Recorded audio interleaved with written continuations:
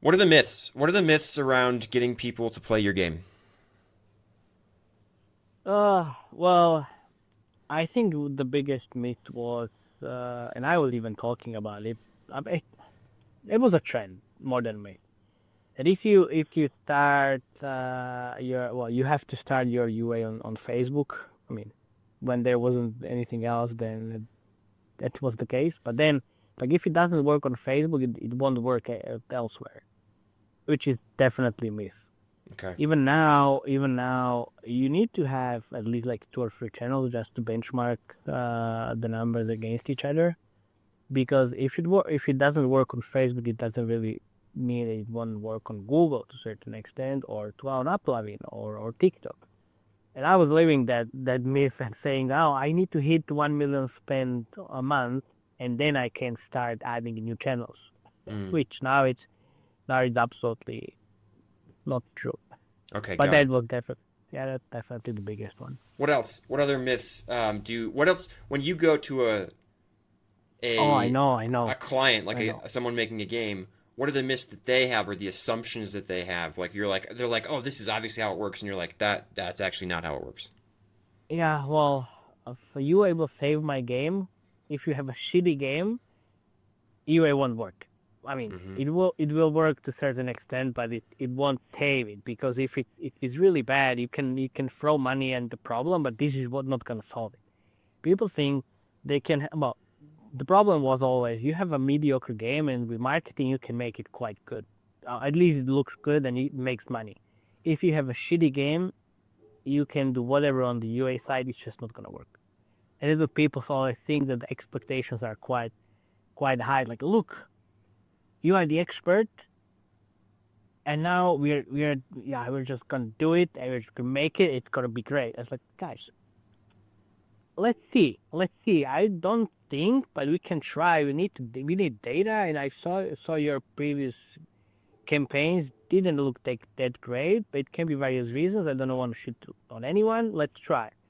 And then we try and it looks bad. Like, oh, we are so disappointed. We thought you're an expert. Like, guys, oh, go on. Seriously? And this is just, yeah, this is happening. And this is happening for that. So that's like Got it. those assumptions are quite Right. there. Yeah. The UA can save no matter what I Yeah. No well, matter what I do, yeah, some of yeah. that too probably comes from a there's a thing I talk about a lot, the idea of accepting reality. And it's hard to do, and we don't like to do it because it's stressful sometimes to accept reality. And so if I've told myself for a long time that we're making a great game and it's really great and it's going to be awesome, then when something goes wrong, I have to go like, well, it can't be the great game. We obviously made a great game, so it's got to be like the UA. It's the we could just get the right person instead of confronting the potential reality that you're probably getting actually some feedback around, which is like that the game's not up to snuff. And so, yeah, Yeah.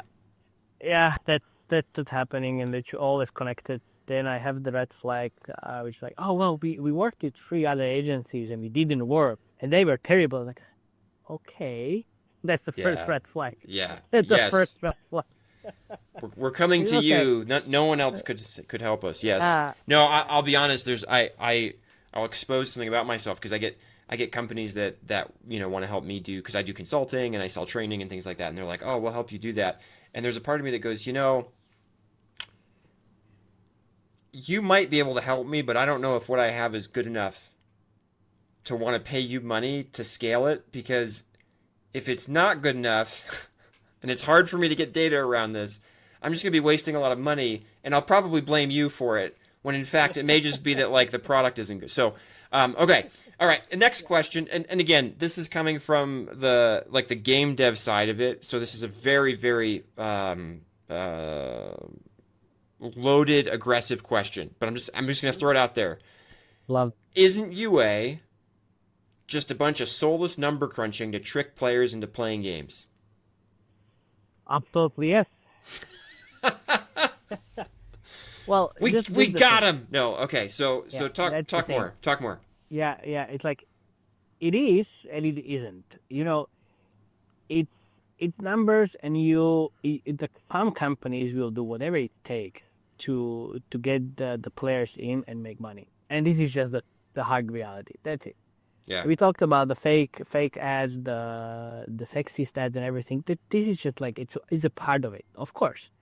The other part is you're actually, I mean, if you work on the different creative side, and you mentioned Raid Shadow Legends, if you look at those creatives, they are just amazing and beautiful. Like that's a piece of art, and people want to work on this, and it's also quite hard to make everything right, and it's just like changing it. Everything is changing so rapidly. I mean, campaigns like you could just sit next to me for like 30 minutes and you will be able to just create a campaign on Facebook.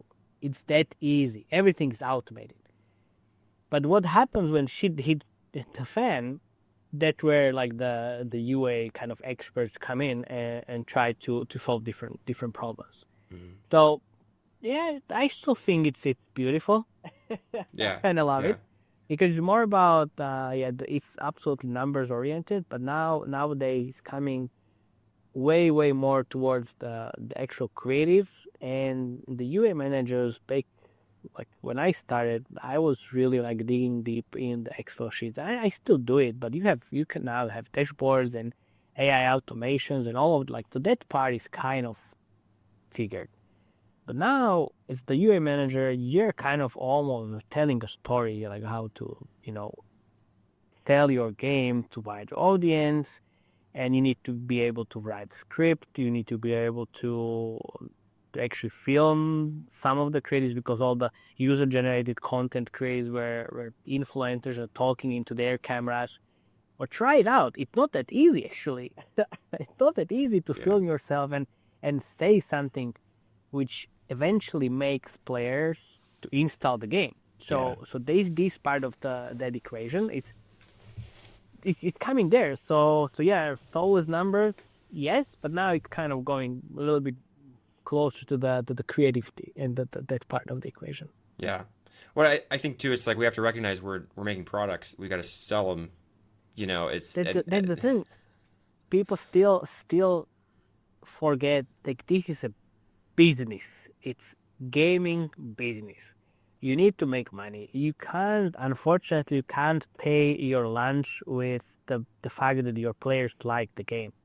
Mhm. You can't you come to the restaurant and say, "I look, well, here's the bill, and here's 50% day one retention." Right. Because you can't pay with that, unfortunately. Yeah. Yeah. So, Yeah. So you mentioned in there, I kind of want to go down a little tangent. Um, Sometime like there's in 30 minutes you could help me set up a simple Facebook campaign. Cool. And it'd probably be like way better than what I'd get, and I'd be like, oh wow, I kind of know a little bit more about how to set up Facebook. But you said sometimes you run into problems. That's where you bring the experts in. What are the problems that you tend to see where it's like, hey, you should bring me in as an expert, or you should find other experts? Like what when you say that, can you give me just a couple examples of like, hey, this problem happened. What is that? yeah, so the problem happens when CPIs increase dramatically. What now? How to test creatives? People don't know that. Do I just throw them into the campaigns, or what I do with And them? and sorry, when you say creatives, creative means Be- like it's a video or it's an image or something. It's a video, it's an image, and it's a playable as well. So it's a small snippet of the game, which is HTML5. You can play short, kind of the amount of time kind of game that you're getting into, which is now also semi true because all the fake ads are coming into the playables as well. But anyway, so there are like three different types: banners, videos, and playables. Okay. So those, and then also there's the decision making and a problem. Like when do I start? Like I mentioned, when do I start a new channel? Is it now? Is it when is it? Are these numbers that I'm looking at good or bad? I have no idea. I've never seen other numbers. Should I aim for last 20%, or is it good that I have 10%? Well, depends on the LTV curve. So you have all these questions and problems, and then like you said, I just work on the game. It's the best game ever, and you put it out there, and the numbers look shit. Like, okay, Yeah. why? Why is it me? Is it because we didn't really do a good job on the creative, well, on the campaign side, and all of these different things. I'm soft launching a game. What does it mean? Is it going? Is it gonna be like me just 1 month testing stuff, or is it me actually working on the game in a soft launch for 6 months in a limited amount of countries and trying to improve the numbers and with each build. And when I'm satisfied with that, like launch, how does that launch strategy look like? It's like all of these different things and bits and pieces.